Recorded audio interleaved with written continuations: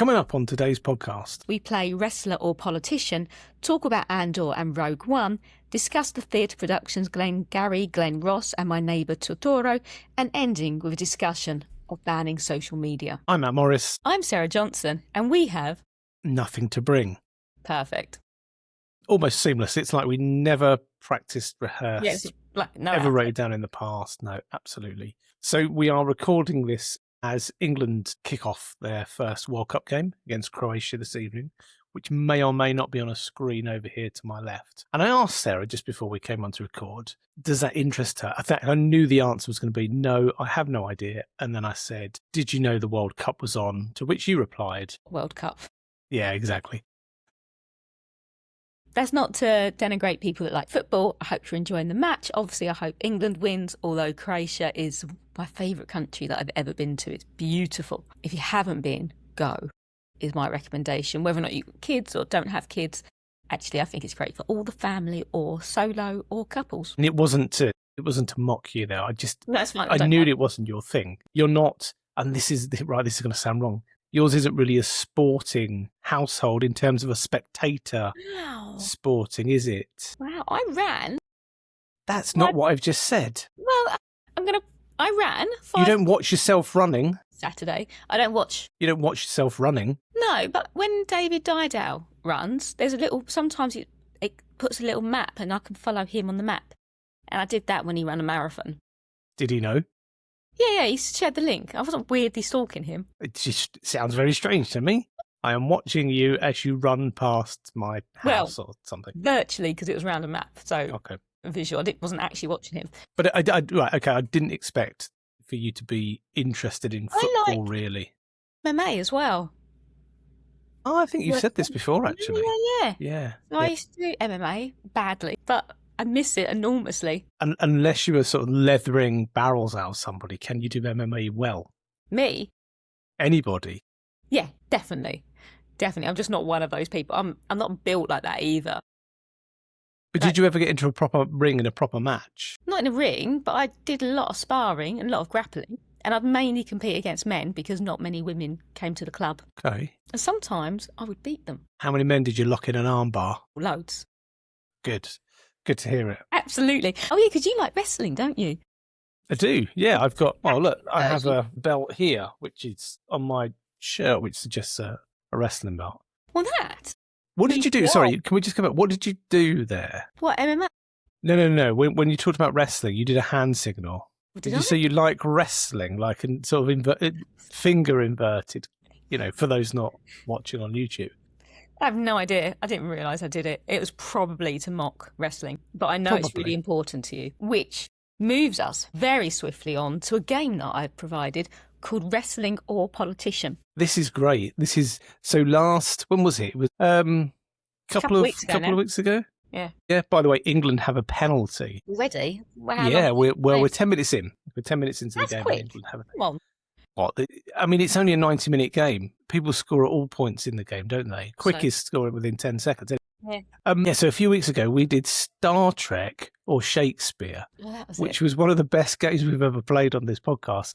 And I'm excited for this one. The threshold's pretty low, isn't it? No. It was brilliant. There was something fun about it, which was kind of obvious yet not obvious. Here's the thing. I'm a little bit scared here because it feels like what you've done is you've taken a subject that I have an interest in, and then you've turned it into a game where I feel the pressure is on. Now, this could go one of two ways. It could be very, very easy and obvious, or it could be ridiculously hard. It depends how you've defined wrestling and wrestlers and where you've taken those quotes from. I mean, just to be clear, I haven't put that much thought into it. Fantastic. So if it goes wrong, it's my fault. I want to say I have a passing interest in wrestling, but it's probably not a passing interest. It's an interest that goes back to when I was a child. And in fact, on my desk, I normally have some WWF Hasbro figures. WhatsApp image is with you and a wrestler. It is. It's me and Fred Ottman. And Fred Ottman famously is the guy who was Tugboat in WWF many, many years ago in the 90s. And the guy's, I think I've said this here before, his hand is bigger than my head. And he's like about 2 foot taller than me in the picture. He's a giant of a man, wonderful, gentle man. Should we go for a first round of wrestler or politician? so I'm quite scared. I'm taking it very seriously. I am dead scared. They couldn't pour piss out of a shoe if the instructions were written on a heel. Heel. H-E-E-L. Really cool. That feels like that's politician. Lyndon B. Johnson. There you go. Now, I lent into the idea that sounds like something a politician shouldn't say. There's a few of them like that. Yep. But there's a thing about heels there, which I'll come back to later if I remember. But that's why it put me down that path. Oh, there we go. Score 1, Matt Morris. Every time I get up to speak, hundreds of people boo and jeer. That could be either, couldn't it? That's the point of this game. I mean, that could have been something a wrestler said or a politician said. I think for the benefits of the game, I'm going to press you for an answer. For the benefit of the game, I think I'm going to go wrestler. No, Nigel Farage. When it was in okay. Yeah, I mean, he is a complete heel character. Again, heel. It's important. Heel, bad guy, baby face, good guy. That's the language in wrestling. I speak my mind. If it offends some people, well, there's not much I can do about that. Me whispering won't travel well. No, neither does it help me in this game. Wrestler. Jesse Ventura as a politician. Jesse the Body Ventura, famously governor of Minneapolis. I don't know. But anyway, okay. I could have made him that as a politician. Jesse the Body Ventura. In fact, amazing wrestler, became an actor, is in Predator. Oh, really? Then became a politician. Yeah. I mean, the guy, talented. He's very outspoken as well. As a politician, he's one who I would expect to have. He's the one who'd expect to say something like the Lyndon B. Johnson quote. I'm the most hated figure there's ever been in that place. That feels like a politician. Do you know which one? No. Is it American? No. American? British? It feels like a recent Tory. It's either Johnson, Cameron. Go on. Put me on my misery. Farage. Have you just taken the Nigel Farage book of quotes off the shelf where you keep it and read from it, thumb through it every night? I love a little bit of Nigel Farage quotes. Sure you have. Well, there you go. Well, I mean, let me be clear, I don't, in case anyone's thinking I do. Hey, look, let's not go there. It may increase our viewership. It might not. Maybe. Depends what floats your boat. There are mountains that cannot be climbed, seas that cannot be sailed. That feels like that could have been said from anyone in history or any Shakespeare. This is the point of the game. It's meant to be tricky. It's not meant to be easy. Oh, wrestler. The Undertaker, who's pretty much the only wrestler I know. Apart from, is it Bret Eaton Ellis? Is that a wrestler? I think you're thinking of Bret the Hitman Hart. Had my box been right in front of me now, I could have just put the figures of these people up. Well, it used to be here, but I've moved it to make room. You're prepared because you knew we was going to play this game. I know. Part of the beauty of me is that I'm very rich. Is that Ted DiBiase, the $1 Million Man? No. I'm going to tell you.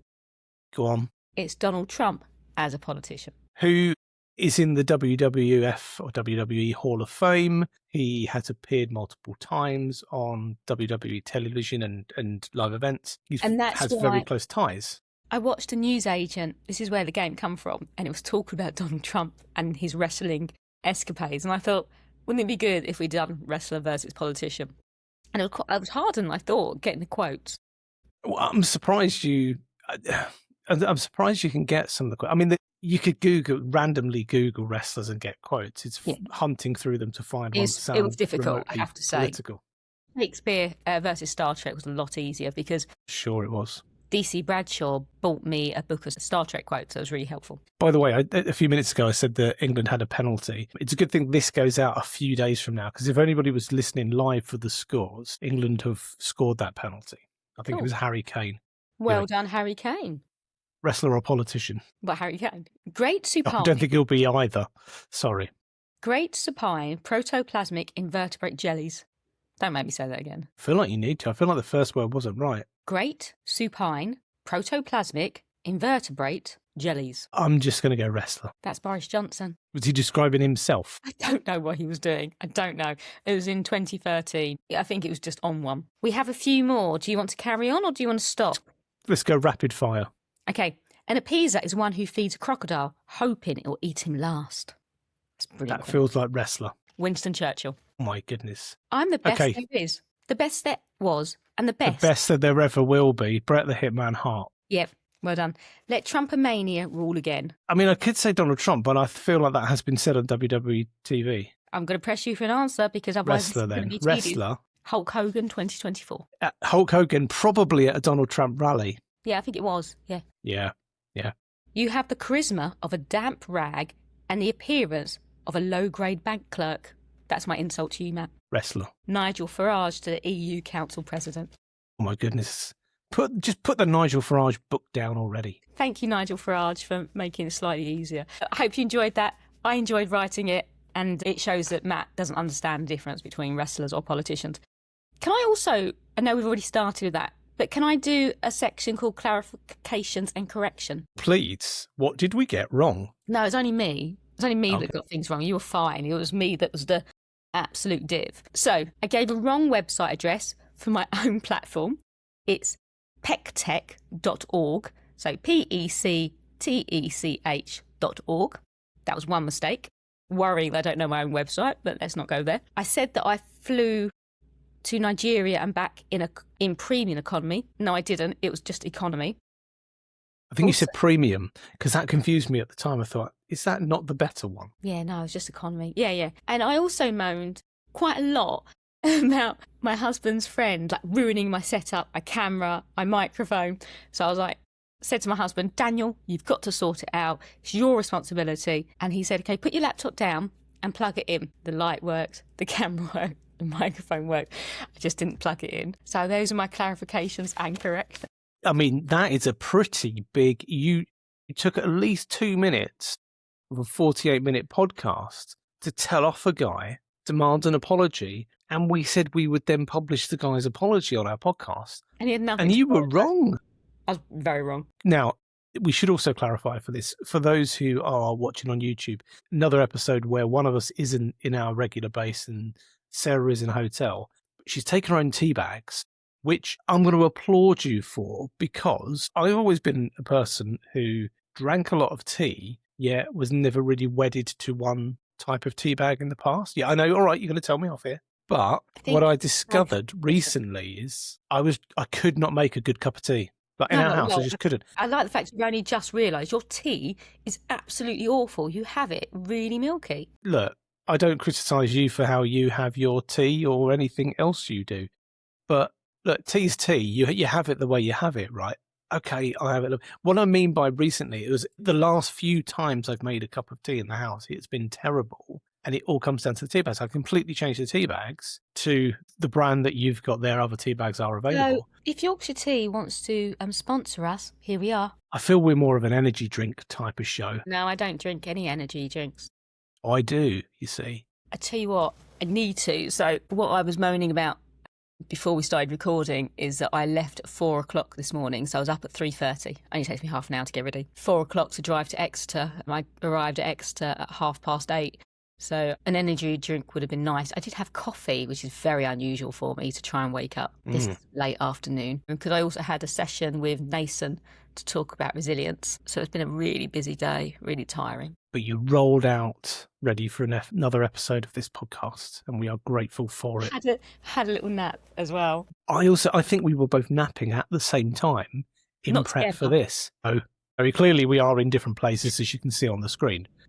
I mean, yours looks like you've got some really kind of cool lighting. It's the Premier Inn. It's always purple. Of course it is. My bed. But it feels like you're in some. You've got some sort of specialist lighting for the show. A bit like you, I took the tip. So I've got my light to my left, or slightly behind the computer. I've turned all the lights on in the room, and it's a bit annoying because obviously I've got nice tech that I'm not using second time in a row. But that's fine. I have got a portable camera. It's really small, and part of me thinks, like, should I have bought that? And I think if I'm in Exeter quite a bit, which I will be because I've started to do some work with them, that I'll probably, I don't know, like get a little suitcase with my gear and bring it with me because I'm driving anyway, so it's not too bad, but I just don't want to break the equipment. Don't want anybody to accuse us of being amateurs, do we? No, it'd be appalling. I've noticed I've become more critical of podcasts and sound quality. And I think our sound is really good. And that's because we've invested in, well, other people have invested in decent microphones, which has really helped sort of pick up the sound. Because I've noticed in other podcasts, you have to really crank up the volume in order to hear them. I think I said in an episode, I think it was one of our episodes, we recorded it quite early, but didn't release it for a couple of months. We were talking about podcasts, and I talked about the podcast journey. And I said there were a whole range of true crime, or if my wife calls it, crime podcasts. Yeah. Yeah, you don't really, it's tautological, isn't it, really? Exactly, yeah. So there were this whole sort of deluge of true crime podcasts where the content was fantastic, but the quality of sound was terrible. And even within the same podcast, you had one person who sounded amazing and one person who did it. And even if you listen to some really big podcasts that they've grown, they've started sort of in someone's apartment or in a garage, and then they've turned into this big thing and they film it now and it's all done in a proper studio. Even at the outset of those podcasts, the sound quality isn't superb. Not to say ours is perfect. I think we have a bit of, we tinker with the sound just to try and get it as good as we can for the amateurs that we are.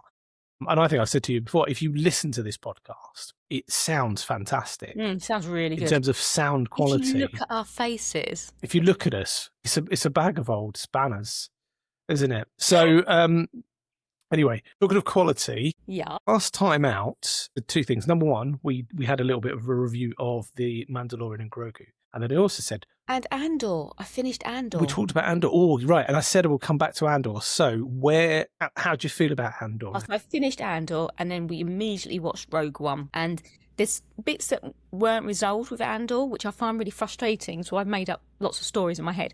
So first episode is Andor looking for his sister. And very quickly, he has to go off planet because of some activities that he engaged with. But we never find out who his sister is. So I've got kind of like theories. And my husband was like, no. And then I watched Rogue One and I'd already seen Rogue One. But I think having watched Andor beforehand, you invest more in the character and there's more of a sadness at the end because you've invested in who he is. So I thought it was done really well. It was quite upsetting, actually. Because that's the thing about Rogue One. What Rogue One does is it introduces you to a group of characters who don't exist in canon in later Star Wars. So that in that 2-hour movie, we're going to see this crew come together, do something amazing. And then the second, I'm not spoiling anything here by saying that what starts happening in Rogue One is you get the systematic destruction of the team where one by one we start to lose them. And by the end of this, chances are that nobody will survive. But because so they become expendable. And that is the point. That is the point of their characters in that film, is that it's about expendable crew. And what makes it equally difficult is when you watch Andor then leading into that, because you invest, as you said, and you really have a feeling for that character, even though he's not really the main character. He's very, very pivotal. He's very central to that. The main character is Jin. I got that right. Yeah, I'm trying to think who Jin is, though. My brain's gone. Who's Jin? What do they look like? The female character. Yeah. So she's the main character. Do you think? Yeah, it's built as a vehicle for her. In fact, I think the thinking around Rogue One was to tell that story, but to then build it as a vehicle, because what we see is we get her as a girl. She goes off with Forrest Whitaker's character. Now, he crops up in a lot of the other series. He's referred to in loads of different Star Wars materials. Saw Gerrera, the freedom fighter. And then she's an adult, and she's a bit of a ne'er-do-well, they might say. I think that was set up as you might use the phrase ne'er-do-well. Yeah. Let's tell this big bit of her story, but with the view that this is set up as a vehicle that we could always go back to her as a character and look at her past. Because there's a whole, there's a whole... missed out, like, that you never get the answer to, which feels a little bit unsatisfying. I feel there was missed opportunity in Andor as well as to build the relationship between him and the robot. Yeah. Again, whose name I can't remember. He's played by Alan Tudyk. I thought of something today. I bet you know. Yeah. If somebody ever asked me who Alan Tudyk is, I would say to them, have you ever watched a film or TV program with a robot? He's the voice. That's what he does, doesn't he? He does a lot of that. But he's amazing in Firefly. Amazing in Firefly, as is everybody in Firefly. Firefly's and fabulous. Serenity. It's a superb cast. I know you want to talk about the Masters of the Universe, but I didn't have the opportunity to watch it. I went to the theatre instead. Well. Twice. What's more highbrow? A movie based on your childhood or the theatre? So I watched Glengarry Glen Ross, which was really interesting. So in the film and in the play by David Mamet, the characters are all male, and it focuses on the idea of real estate and the kind of viciousness of real estate in America. But it's played by an all-female cast in the theatre production, and that kind of accentuated the ridiculousness of men's kind of conversations, how they sat, how they acted, because it was women doing it. And then the week later, and I've written a review on my Substack, so every time I go and see a theatre production, I write a review on my Substack. Then I watched My Neighbour Totoro, Studio Ghibli, and it was delightful from beginning to end, almost scene by scene, captured the cartoon just amazingly. And the stage, I've never seen a stage setting like it. I've never seen props used in such a fantastic way. So if you get the chance, Matt, go. Maybe take your kids and your wife as well. Your kids will love it. I'm not sure if your wife will like it because I don't know what she likes, but your kids will love it. It's magical. So let me just do my very quick. I'm not going to spoil anything, obviously, because it's still in the cinema. And there's a reason I'm not going to spoil it, because I think people should go and watch it. But Masters of the Universe, and people should go and watch it because this this film has been given some really unfair criticism. So it has almost been buried by the mainstream media. And by mainstream media, I mean traditional and established media outlets within social media as well. This film was absolutely panned before it was even released, and the criticism is really unfair. And what you saw was, in social media in particular, around the time the film was released, you got a lot of audiences say, well, it's not great. It is better than I thought it was going to be. It was very mixed. What we're seeing now is a real social media campaign of people saying, hang on a minute, people have got this film wrong. It's much better than people led us to believe it is. And there's an issue now, which is that it's got a growing popularity and fan base. And I'll talk a little about why that might be in a moment. But there's a worry it won't break even now, because for some reason people aren't going to watch it. And I think part of the reason they're not going to watch it is because of this unfair criticism that's been given to it in the media. If it doesn't break even, there won't be a sequel. There won't be additional parts to this franchise. It might just be a one and done, which would be really disappointing because there's a lot more to do. Because not because of how things are set, but because there's so much more they could do with the characters. They only scratch the surface of what this IP is about. So it's both funny and fun. I watched Mandalorian and Grogu, which I enjoyed. And I came on here and I said I really enjoyed the film, although it was, sort of a dumbed down version of the TV series. I actually enjoyed Masters of the Universe more. Okay. I had a really interesting experience with it, which was, I think you're watching a film you're enjoying when you don't see the time go. And this flies by, this film. 2 and a bit hours goes and it's gone and you're really into it. It starts off with humour. It's got humour layered throughout. The humour is actually, it reminds me of some of the humour from the Marvel films when they were doing those well, back in sort of the early stages of the MCU, when they really nailed humour. It's got some of that in there. What it has got, and this is a thing which I think is really, really good, really clever, and I've not seen anybody talking about this. In the trailer, there is a bit where, and I'm not spoiling anything here, that the main character, Adam, is on Earth, and you see his name on a desk, and underneath it's got pronouns and it says he/him. Okay, that literally means He-Man. Yeah, that's the joke. There's no more to that joke other than it literally means He-Man. Okay, yet you've got this anti-woke brigade in uproar about, oh my god, they've made He-Man woke. Okay. What they do in this film is they both mock wokeness and anti-woke in equal measure, because they set things like this and they are just playing with you. And what I really like about it is that thing there where it says he/him, which represents He-Man. There is an on-running joke through the entire movie. This is one of the key kind of senses of the humour. There's an on-running joke about the naming of characters. Because the idea is, if you think about it, right, the character names in He-Man are ridiculous. They are literally named after what they look like. And it is silly. Right, Ram Man, this becomes a running joke through the whole film. I'm not going to say any more than that because the punchline is the best joke of all. Okay, right at the end. But there is this running joke that goes through the films about what the characters are called, and it is poking fun at everybody. It doesn't play too much into the nostalgia. In fact, it gets a lot of the nostalgia out of the way at the start.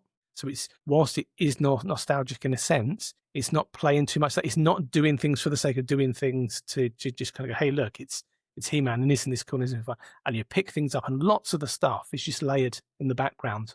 So if you were like a really big He-Man fan, you'd get all that, and other people wouldn't notice it. It's just got lots and lots of little bits layered through it. The really sort of deliberate nostalgic bit that get out of the way early, so that it doesn't mess with the plot. But it's fun. It's just it's goofy. It messes around.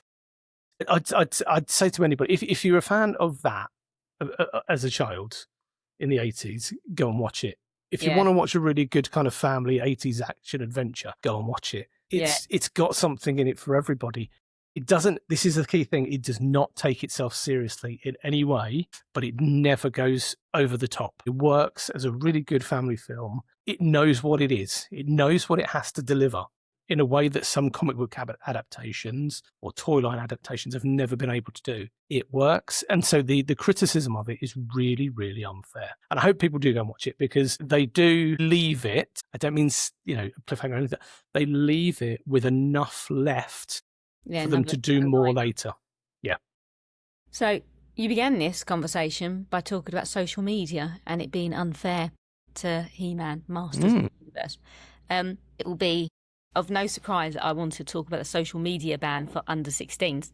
So I just want to kind of lead us into that conversation. Yep. So Keir Starmer said, "It is clear to me a full ban is the right choice. It will make our children safer. It will make our children happier. It will give them more time, more security, more freedom to grow up." Starmer says he wants to do legislation at pace. He wants to pass regulation before Christmas, arguing Labour won't be as slow as the Conservatives were with the Online Safety Act, which took 8 years. It's likely to be live early to mid-2027 once regulation passes. So some head teachers argue social media isn't all bad, pointing to positive mental health communities and collaborative learning, and warn a blanket ban is hard to enforce and may push use underground. The Royal Society for Blind Children and National Deaf Society opposed the ban. They argue that online social media is a place where friendships can be made and for those children to feel less alone. And the Deaf Society say that actually, yes, we do need to make it safe from harm while still allowing deaf young people to stay connected and express themselves. The tattooed head teacher, Deputy CEO, said on X, "I, for one, am very happy about the restrictions on social media. Yes, kids will find ways around it eventually, but surely a step in the right direction." Jim Gamble said there needs to be more thought, there needs to be a nuanced framework, and actually his worry again is similar: divert children to more dangerous areas of the internet. Open this up. What's your views? So, first of all, there's been a huge amount of misinformation around this, again, coming from social media itself, and a lot of it is coming from parents who are, well, I let my child watch these things on YouTube. They're not going to be able to watch them anymore. And the response is, well, yeah, of course they are. They're just not going to be allowed to have their own account. The thing is, what people forget is most social media companies are supposed to enforce the rules where you have to be 13 to have a social media account anyway. So I think TikTok, Facebook, YouTube, all of these things, in order to have an account, you're supposed to be 13 years of age anyway. All we're effectively doing is increasing that. I don't know how the age restrictions are going to work. I don't know how that will be applied. We'll I think that's from Australia, won't we? I suspect. Yeah. And I mean, they went for it full sale day one. You opened your phone, it wasn't there. So yeah, and I think that's why this will possibly take a bit of time to enforce, because it's not so much the nuances of the ban, it's the nuances of the technology. There are going to be ways around it. There always are. I mean, look, it's a bit like on concerns around pornography, for example, but people get around it by just getting a VPN. Exactly. And I was just going to make the same point, that the online safety bill has come in, that the things that are there to put in place, which is restrictions on quite a lot of people actually accessing pornography. There is a way around it with VPNs, which the younger generation know because they know how the technology works. Yes, of course. However, it has still had an impact. It has still had an impact in the amount of access to it that is just naturally available. Now, what does that mean in terms of feelings around the ban itself? You could look at this a couple of ways. Yes, I absolutely understand the argument. There are real positives in social media, and there are also real negatives. And I suppose you can say that about everything. We could say the same about TV. We could say the same about music. There are as much positive about it as poor influences. Okay. I think the worry is attention span. I think the worry is poor interaction. We talked about this last time with life satisfaction in girls. Yeah, we How girls who have lower absence in school have lower life satisfaction. And we talked about how technology could play a part in that. So I understand the argument. For me, I don't oppose the ban. I think it needs a little bit of thinking through. I don't agree with people who just sort of turn around and say, well, it's got it, we should kind of let it slide a bit or think about it in a more nuanced way because of the positives of social media. Actually, this comes down to one problem, which you can't legislate for, which is if there wasn't a ban imposed, it would just be left to parents to manage, which is the status quo. And at the moment, the status quo isn't working. And yet 9 out of 10 parents are for the ban, which is interesting, isn't it? Because I wonder about if 9 out of 10 parents are for the ban, what is the struggle in enforcing it within your own family? And actually, there's lots of reasons behind that because children feel left out and lots of children use different elements of social media. Whether or not it's TikTok or YouTube. I find it interesting that YouTube is counted in that, to be honest. I don't see it as social media, but I suppose it is. And the content that I watch is fairly benign. Like I love sandwiches of history of a guy that makes sandwiches every night. I think that comes back to the problem. So when we put this video out, one of the two options I have is this made for kids or is this not made for kids? Now, if it's made for kids, that means that there's a way that you can tag the video and it can go on YouTube Kids, which is curated content for children. The element of harm has been taken away. What some young people said was, well, that's not for me. There's stuff in there that's babyish content. And, to an extent, it is fairly aimed at much, much younger children. Yeah, little ones. There's no reason why you can't have a sort of middle ground within that. But again, what we're saying here is, and this is where the disinformation comes from, YouTube won't be banned. You'll just not be able to have a personal account as a child on YouTube. There will still have to be ways that you can watch YouTube. Well, all it would be is me turning on YouTube and letting my children watch it. Yes. So it has to be enforceable by a parent because otherwise, parents are just going to give them their phones so children can scroll and so on. I think as well, my concern is that it places the emphasis on parents to enforce it rather than looking at some of the issues with X and Facebook and so on. So you haven't really kind of tackled what the actual issue is. And that is that there's some highly uncomfortable things on X and YouTube. I suppose as an adult, you could probably look for some kind of unsuitable bits. And actually, we're not kind of addressing that, which is the more kind of global thing. And the other bit is, under 16s might be banned. Over 16s really struggle with it. There's 40-year-olds that really struggle about what they put on social media and what they consume. And we know that it might be used for grooming, for example, terrorism, racist ideology, all manner of things. And you don't have to be under 16 to be affected by that. Whereas if we have the emphasis on the kind of the giants around tech sorting it out and putting pressure on them, would we be in a better position and allow children to use social media safely? Yeah, and this was said, wasn't it? Lisa Nandy said this. She said that the big tech companies have had long enough to deal with this. There's a problem in that. What I think she's saying there is we still need to tackle this as a society, which is the right point. The problem with what she's saying is they've not dealt with it, so we're going to have to, which almost lets them off the hook. No, they still need to deal with it. They still need to deal with the problems that they are creating. Let's take Twitter or X. So actually, let's talk about it as Twitter and X. Twitter, you could not post certain types of graphic content. You could not post nudity. No. On Twitter. On X, you can post as graphic a level of content as you like. And that's the big difference. A lot of my friends left X when Grok was essentially sexual assault through the... I've spoken about this before, using the images of women, predominantly women, and having them undressed through the power of AI. Well, that's damaging for anyone, let alone under 16-year-olds. I think under 16-year-olds are more vulnerable. But interestingly, the EFF argued that science is not settled and that blanket bans rest on weak causal evidence. So actually, is it having an impact on our children's mental health? I know a lot in the autistic community really value online communities as well. And we've spoken about deaf children and those that are visually impaired, that actually that's where they get their friendships. Mm. I've made friends as an over 16-year-old. I've made friends with people online that are lifetime friends, people that I really care about, like my friend Baz, who's also my artist in residence. Without playing on the Xbox together, I'd never have met him. Of course I wouldn't. No. But I think there's ways you can now set up new networks, new ways of doing things. I think the social media in general has become a lazy way of solving problems. It's very easy to turn to social media as an answer to every issue, or to find something, or to put a message out there. Rather than things like child poverty, being illiterate.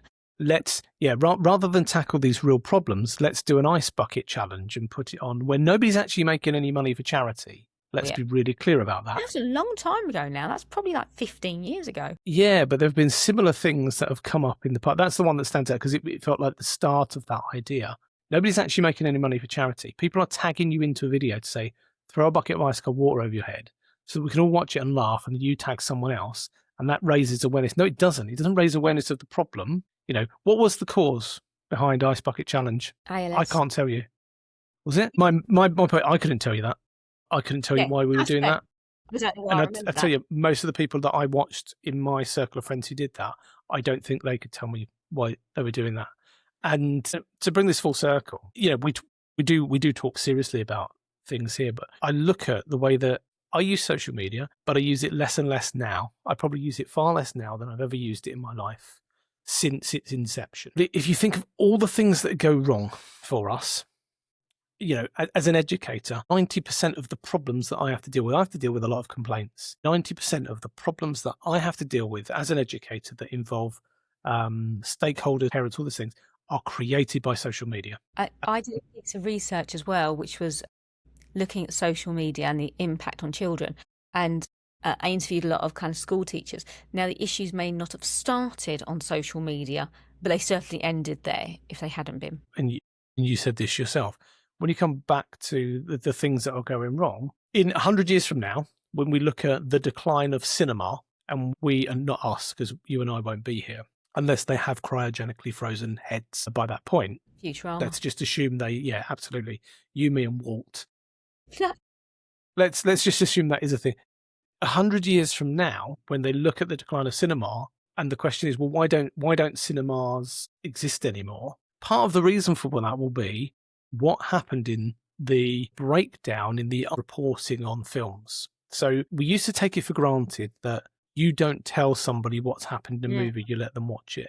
We've also addressed the idea that, look, that film was 30 years ago. It's okay to talk about the end now. Okay? We've said that. Yeah, just about. It's an unwritten rule that we have as individuals within our friendship groups. I've seen in the last few years quite a lot of big mainstream movies where this cameo or the introduction of this character are reported on as spoilers, but they're presented as legitimate news stories immediately after the release of the film. So I can tell you, and again, this isn't a spoiler, just to set up, that there are 3 post-credit scenes in Masters of the Universe. 2 of them introduce characters that aren't in the rest of the film. 2 days after going to watch that, remember I watched on its opening weekend. 2 days after watching that, there is an article about the actor who played that character.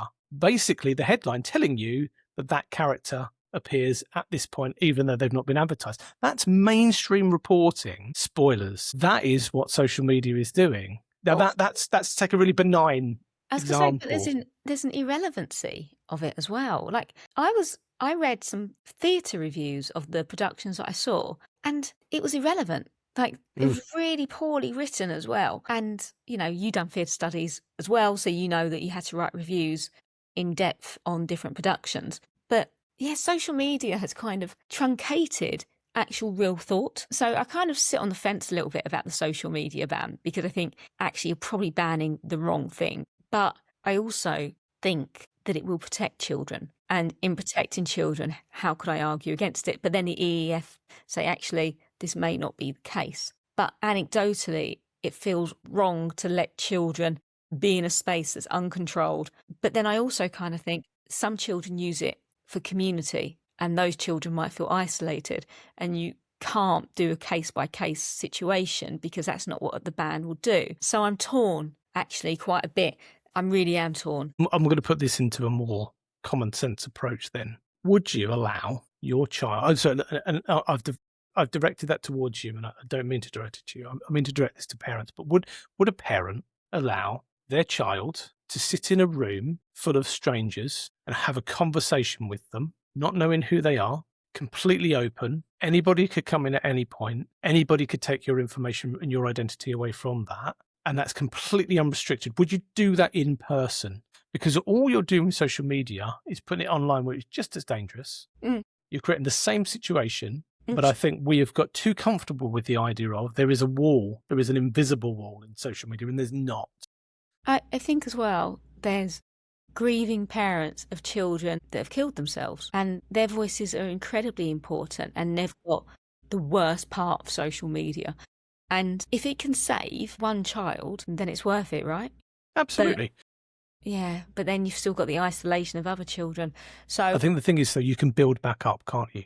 I think the problem is it's so out of control, the access that young people have to certain things, because big tech hasn't taken it seriously. And that's taken it. Responsibility seriously. If you strip it right back and say, okay, this is our starting point. Now what can we do for that group? Now what can we do for this group? Where are the steps we can take to reopen those channels for people? If you start with just this massively nuanced thing to begin with, I think that's where your problem is. Whereas actually you've got to strip it back and almost start again with it. Thank you for listening to this episode of the Nothing to Bring podcast. Again, a really, really vital conversation about all things, really. Masters of the Universe. No, it's not He-Man. It's Masters of the Universe. There's a reason for that as well. That's why you've got to go and watch it. I've thoroughly enjoyed Wrestler versus Politician. I feel we need some more of that. But I think you need to dig more into the idea of wrestler, because there are some wacky, wild promos given by wrestlers that would really fit the bill, which I think you'd like. I will take it under advisement. There we go. So thank you for joining us. I'm Sarah Johnson. I'm Matt Morris, and we have Nothing to Bring. It's 2-2, by the way. The England game is 2-2. 2-2? What, to us? What do you mean to us? Oh, yeah, it must be. 2-2.